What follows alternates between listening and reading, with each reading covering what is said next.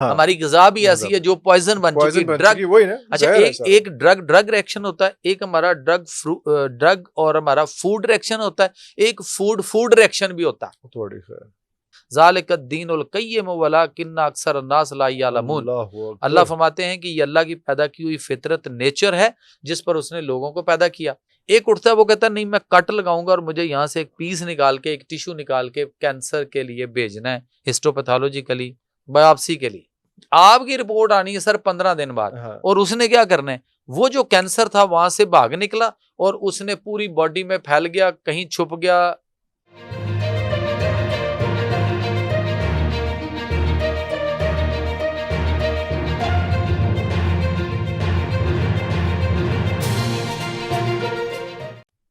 ये हम सिर्फ एमआरआई की बात कर रहे हैं, एमआरआई बड़ा कॉमन है जी। एमआरआई तो हर छोटी चीज पे आजकल कहा जाता है कि एमआरआई करा लो। सर अब तो इस कदर हो रहा है कि कॉमन हो गया बड़ा। एक डॉक्टर के पास एक पेशेंट जाता है तो वो उसको कहता है कि चलें फर्स्ट टाइम है, वो कहता है एमआरआई करवाओ, सीटी स्कैन कराओ, और वो 2 दिन के बाद किसी और न्यूरो फिजिशियन या न्यूरो सर्जन या किसी भी ऑन्कोलॉजिस्ट या किसी के पास भी जाता है तो वहां वो कहता है नहीं ये पुराना हो गया, 2 दिन हो गए, अब तुम फिर नया कराओ, अब नया रिजल्ट चाहिए मुझे। हाँ, हाँ।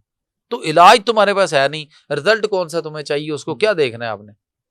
तो ये जो है ना, अच्छा अब मैं इसकी मिसाल एक दूंगा कि मेरे अल्लाह ने इतना कमाल की हमें बॉडी अता की है ना, और उसके अंदर एक ऐसी कायनात है, अल्लाह, हम उस कायनात को अभी तक उसका मुशाहिदा ही नहीं कर सके, नहीं कर पा रहे। अब आप देखिएगा, ये फर्ज करें कि ये एक ट्यूमर है, ये एक रसौली है, ये माइक नहीं है, ये एक ट्यूमर है, एक रसौली है, एक फाइब्राइड है, एक सिस्ट है, कुछ भी कह लें इसको, एक मैस है, व्हाटएवर। अब ये जो होता है हमारी बॉडी के अंदर, किसी के अंदर भी, जब आपके वो कैंसर सेल या आपकी बॉडी में कोई भी एबनॉर्मेलिटी ऐसी जो आपकी बॉडी के लिए कैंसर या किसी चीज का बहुत बड़ा मसला खड़ा कर देंगे, आपका डिफेंस सिस्टम, आपका जो इम्यून सिस्टम और आपका हीलिंग पावर सिस्टम, ये तीनों मिलकर एक कोऑर्डिनेट करते हैं और उन चीजों को इकट्ठा करके एक जगह पे लाकर एक जगह पे इकट्ठा कर लेते हैं, घेर लेते हैं उसको, घेरा डाल लेते हैं उसको, एक चौक में इकट्ठा कर लिया जहां भी।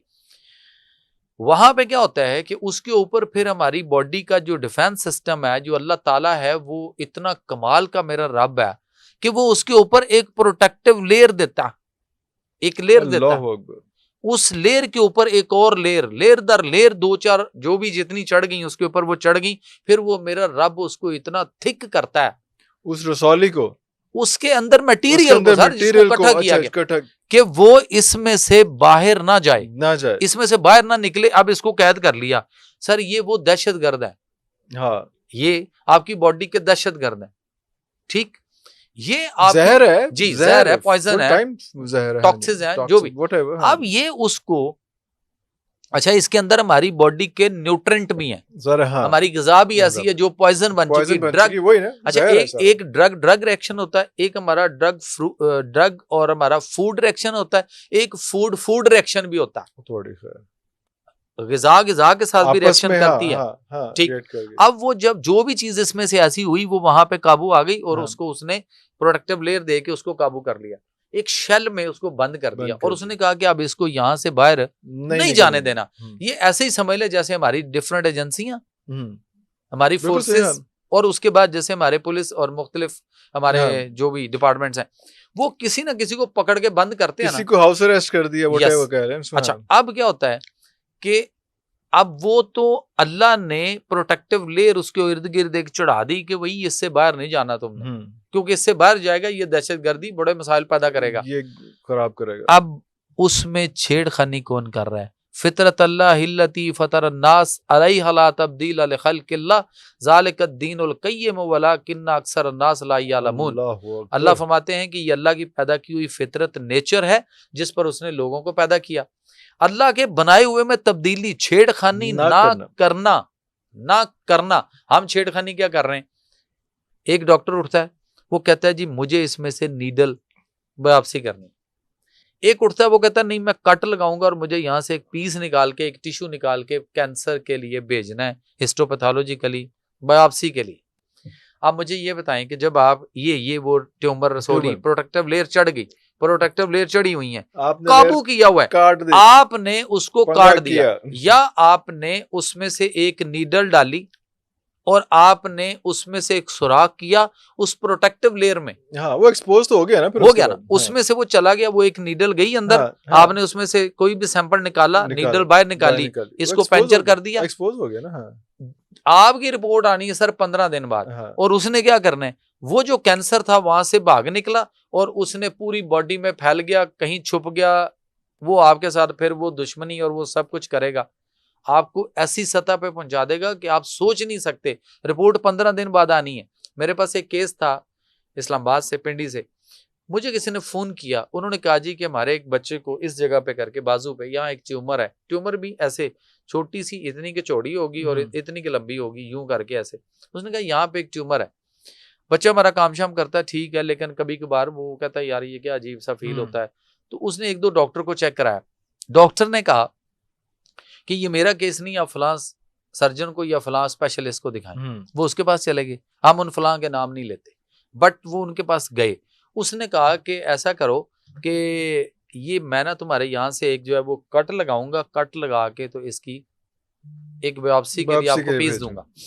तो उसने पीस निकाला सर और एक बोतल में डाल के उसने कहा कि ये आप लाहौर में इसको शौकत खानम में भेज दें, टेस्ट के लिए भेज दें। अब वो वहां से लेबोरेटरी रिपोर्ट होने के लिए शौकत खानम के लिए आ जाती है, चल पड़ती है। अब वो कुरियर आना है, ज़रा नेक्स्ट डे पहुंचना है।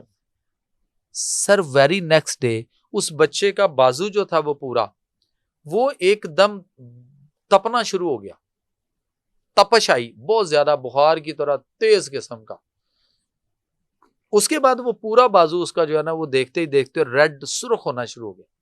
सुर्ख हुआ तो उन्होंने उठाया और वो डॉक्टर के पास लेके गए तो उन्होंने जब उसको जब तक वो देखा उतनी देर में वो कोई ब्लूइश कलर भी होना शुरू हो गया। उन्होंने उसको कहा कि अभी फलां दवाई ये वो आप घर ले जाए। अगले दिन वो दोबारा उसी जगह पर लेके गए उस लड़के को, तो बाजू उसका जो है ना वो रेड एंड ब्लैक हो चुका हुआ था, ब्लू रेड एंड ब्लैक किस्म का वो सारा हो चुका। डॉक्टर ने देखा, 2-4 डॉक्टर और इकट्ठे हुए और उन्होंने क्या किया, उन्होंने कहा जी कि अब यहाँ ये रसोली थी, रसोली उधर ही खड़ी है, सिर्फ थोड़ा सा एक पीस काटा है और बायोप्सी के लिए गया। ऊपर वाले जहां वो रसोली थी उससे सिर्फ जस्ट इतना 1 उंगली साइज ऊपर रख के उन्होंने, ये ट्यूमर थी, यहाँ 1 उंगली रख के उन्होंने यहाँ से इतने फासले पे रख के यहाँ उन्होंने यहाँ से सर बाजू उसका जो था वो काट दिया। बाजू कट गया सर, उसका एक बाजू कट गया। अब बाजू उसका ये यहाँ से जोड़ है, शोल्डर है और उसके बाद शोल्डर है और उसके बाद थोड़ी सी हड्डी ये वाली जो है ये वहां पे बच गई और उन्होंने उसको काट के फर्क कर दिया। रिपोर्ट अभी आनी है, 3रा दिन है और बाजू कट गया।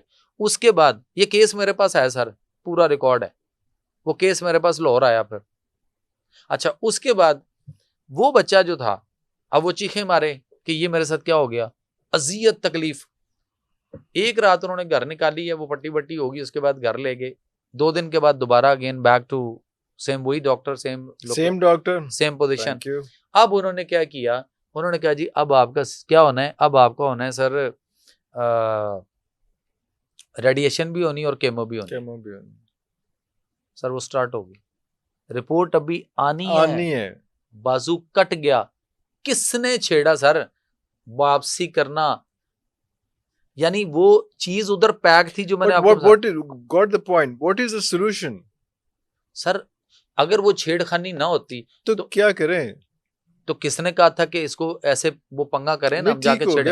गलत हो गया, सारा कुछ हो गया। अब इसकी रेमेडी क्या, इसको कुछ कैंसर को रहने भी तो नहीं देना ना बॉडी में। सर रहने नहीं देना, लेकिन अगर वो उसी तरह से था आप उसको उस तरह ना छेड़ते। There are some other medicines, medically उसको कुछ करना चाहिए, उसको सर्जिकली नहीं करना चाहिए। सर बात ये है कि ना उसको सर्जिकली कुछ करना है, ना उसकी बायोप्सी करनी चाहिए थी, और ना ही उसके केमो रेडिएशन की तरफ जाना चाहिए था। मैं ये कहता हूँ अगर वो बायोप्सी ना होती तो वो जो कहता है ना कि 20 साल, तो ये लड़का 20 साल तक अपने बाजू के साथ रहता और थोड़ी बहुत तकलीफ, कुछ और मसला, लेकिन अब जितनी अजियतों में वो भुगत रहा है। नेचुरोपैथी में कुछ है ऐसा, कैंसर जो है वो इस चीज से सर बात ये है कि देखें नेचुरोपैथिक जो है तरीका इलाज वो ये करता है, उसमें तिब या तबीब का जो किरदार है वो ये है कि वो उसको कैंसर से निकालने की कोशिश करेगा, करता है। लेकिन जितना छेड़ दिया गया, अगर फर्ज छेड़ने से पहले ये कोई आ जाता है। हाँ, अगर छेड़ने से पहले आ जाता है, पंगा नहीं करो तो बड़ा आराम से इजीली हो जाता है। तो हो जाता है, बहुत इजी वे है सर, इजी वे वो हो जाता है। अच्छा, दूसरी साइड पे अगर हम आएंगे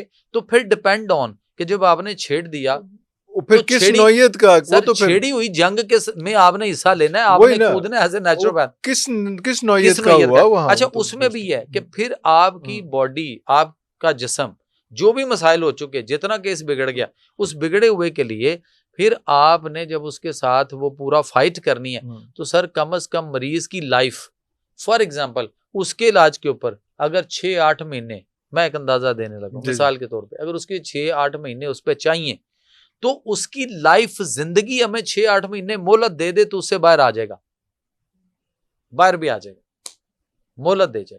लेकिन अगर उससे पहले उसका जो वो इम्यून सिस्टम, उसका जो डिफेंस सिस्टम, कोलैप्स कर जाता उसका है, वो जो आपकी क्या कहते हैं हीलिंग पावर सिस्टम, अगर आपने उसको दाव पे लगा दिया, वो क्लैप कर गया, वो नहीं उठा रहा आपको, वो आपके लिए हिम्मत हार गया, तो सर कैंसर से नहीं मरा, इन थेरापियों ने और इन चीजों ने मारा सर।